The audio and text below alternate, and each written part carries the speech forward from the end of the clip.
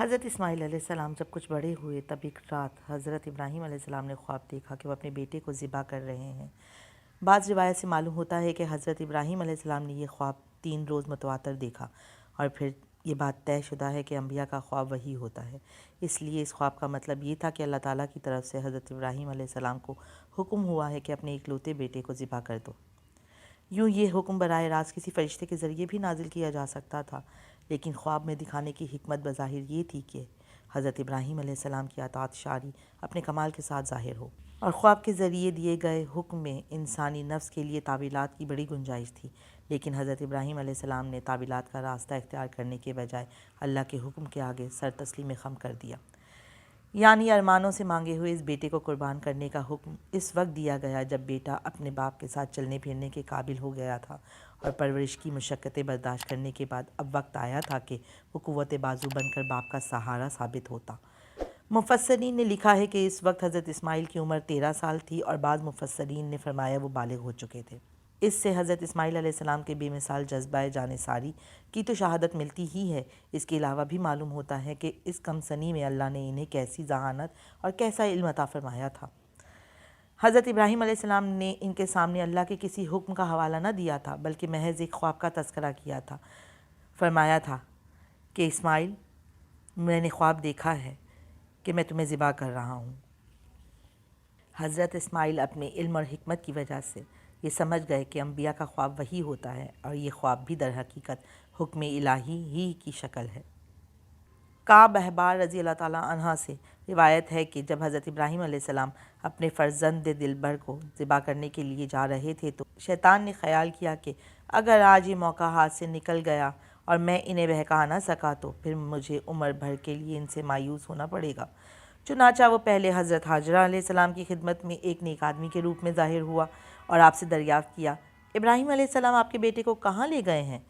انہوں نے ارشاد فرمایا، اپنے کسی کام کو گئے ہیں۔ شیطان نے کہا، نہیں، بلکہ وہ تو اسے ذبح کرنے کی نیت سے لے گئے ہیں۔ حضرت حاجرہ علیہ السلام نے فرمایا، وہ ایسا کیوں کریں گے؟ جواب میں شیطان مردود نے کہا، ان کا کہنا ہے کہ اللہ تعالیٰ نے انہیں یہی حکم دیا ہے۔ شیطان کے یہ الفاظ سن کر حضرت حاجرہ نے فرمایا، پھر تو اس حکم کو جلدی جلدی پورا کرنا بہتر ہے۔ حضرت حاجرہ علیہ السلام سے مایوس ہو کر شیطان مردود حضرت اسماعیل علیہ السلام کے پاس پہنچا اور انہیں بہکانے کی ناپاک جسارت کی۔ کہنے لگا، تمہیں معلوم بھی ہے کہ تمہارا باپ تمہیں کہاں لے جا رہا ہے؟ حضرت اسماعیل علیہ السلام نے فرمایا، اپنے کسی کام کے لیے۔ اس پر شیطان کہنے لگا، یہ تو تجھے ذبح کرنے جا رہا ہے۔ حضرت اسماعیل نے پوچھا، کیوں؟ شیطان کہنے لگا، یہ سمجھتا ہے کہ اسے خدا نے حکم دیا ہے۔ جواب میں حضرت اسماعیل علیہ السلام نے فرمایا، پھر تو بڑی خوش نصیبی ہے، انہیں یہ کام بہت جلدی کرنا چاہیے۔ جب شیطان نے پہلے حضرت حاجرہ علیہ السلام، اس کے بعد حضرت اسماعیل علیہ السلام سے منہ کی کھائی، پھر وہ حضرت ابراہیم کی طرف بڑھا اور ان سے بھی یہی سوال کیا۔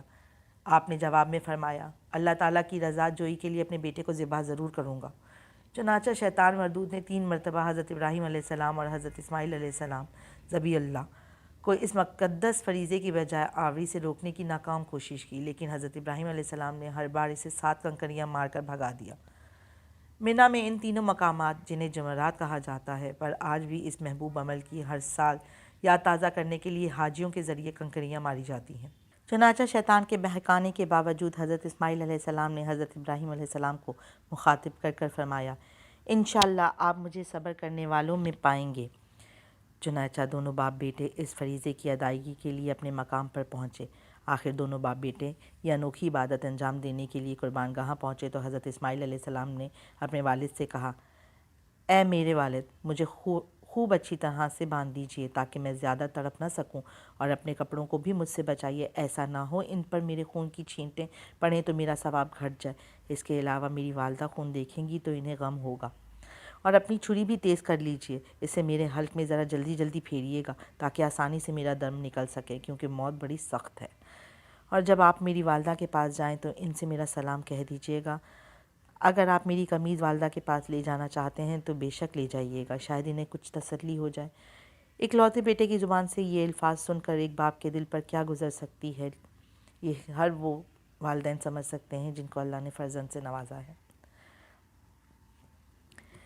لیکن حضرت ابراہیم علیہ السلام استقامت کا پہاڑ بن کر جواب دیتے ہیں، بیٹے تم اللہ کا حکم پورا کرنے کے لیے میرے کتنے اچھے مددگار ہو۔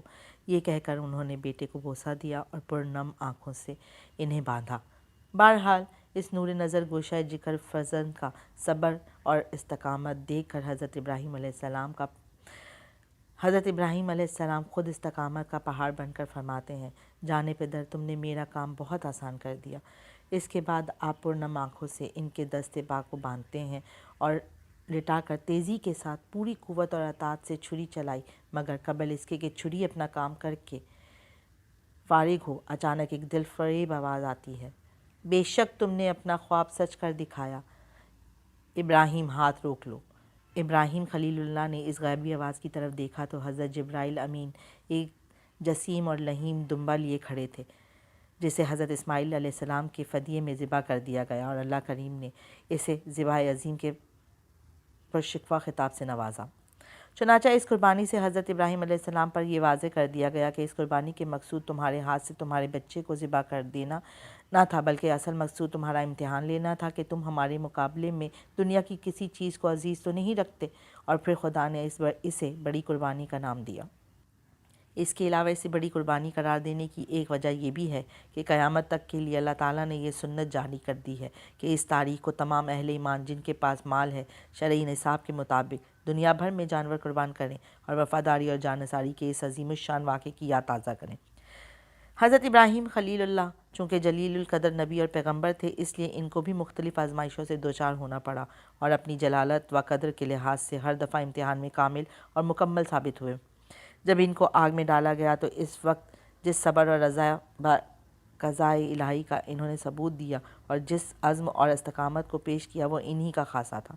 قربانی کے امتحان میں کامیاب ہونے کے بعد حضرت اسماعیل علیہ السلام اپنے والد محترم حضرت ابراہیم علیہ السلام کے ساتھ مل کر خانہ کعبہ کی تعمیر میں بھی حصہ لیتے رہے۔ حضرت ابراہیم علیہ السلام فلسطین میں مقیم تھے، مگر برابر مکہ میں حضرت حاجرہ علیہ السلام اور حضرت اسماعیل علیہ السلام کو دیکھنے آتے رہتے تھے۔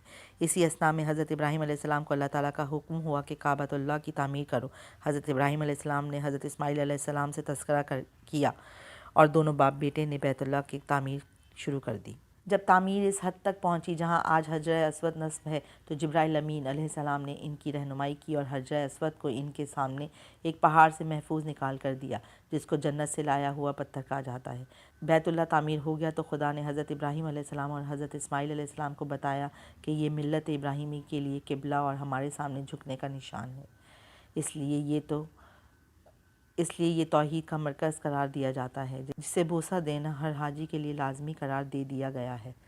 قرآن مجید نے بیت اللہ کی تعمیر کے وقت حضرت ابراہیم علیہ السلام اور حضرت اسماعیل علیہ السلام کی مناجات، اقامت الصلاۃ اور مناسک حج کے ادا کے لیے شوق تمنا کا اظہار اور بیت اللہ کے مرکز توحید ہونے کے اعلان کا جگہ جگہ ذکر کیا ہے، اور نئے نئے اسلوب اور طرز ادا سے اس کی عظمت اور جلالت اور جبروت کو واضح فرمایا ہے۔ مثلا خدا نے فرمایا، بلا شبہ پہلا گھر جو انسان کے لیے خدا پرستی کا مرکز بنایا گیا ہے وہ یہی ہے جو مکہ میں ہے، برکت والا اور تمام انسانوں کے لیے سرچشمہ ہدایت ہے۔ اس میں روشن نشانیاں ہیں، مقام ابراہیم علیہ السلام ہے، یعنی حضرت ابراہیم علیہ السلام کے کھڑے ہونے اور عبادت کرنے کی جگہ جو اس وقت سے لے کر آج تک بغیر کسی شک و شبہ کے مشہور اور معین ہے۔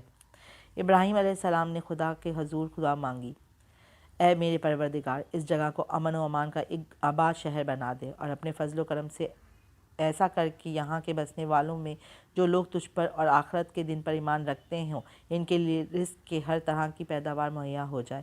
بہرحال حضرت اسماعیل علیہ السلام اپنی والدہ کے ہمراہ کعبہ کی تعمیر کے بعد مکہ ہی میں زندگی بسر کرتے رہے۔ جب وہ اپنی زندگی کی 15ویں منزل طے کر رہے تھے اور ان کے فہم و عقل میں پختگی اور عزم و ہمت میں استقلال پیدا ہو رہا تھا، یکا یک آپ کو اپنی ماں کا داغ معرفت ملا، اس لیے کہ حضرت حاجرہ اس فانی دنیا سے کوچ کر گئیں۔ شفیق و انیس غم گسار اور غم خوار والدہ مکرمہ وفدائی اجل کو لبیک کہہ کر جدائی کے داغ دے گئیں۔ فرما بردار بیٹے نے ان کی تجہیز و تکفین کا انتظام کیا۔ اپنی والدہ کی قبر انہوں نے حجرہ حتیم کے اندر جو کہ اب کعبہ کے نیچے مائل شرق بنائی۔ والدہ کے انتقال پر ملال نے ان کے دل پر ضرب کاری لگائی تھی۔ باپ کے سایہ عاطفیت اور پدری شفقتوں سے پہلے ہی دور تھے اور اب ماں کی ممتا اور جنت کی پرچھائی بھی ساتھ چھوڑ گئی تھی۔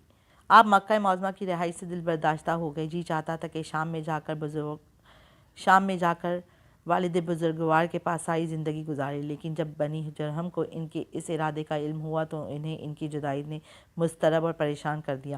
انہوں نے ان کے دل کو مو لیا اور اس عزم کو ترک کرنے پر آمادہ کر لیا۔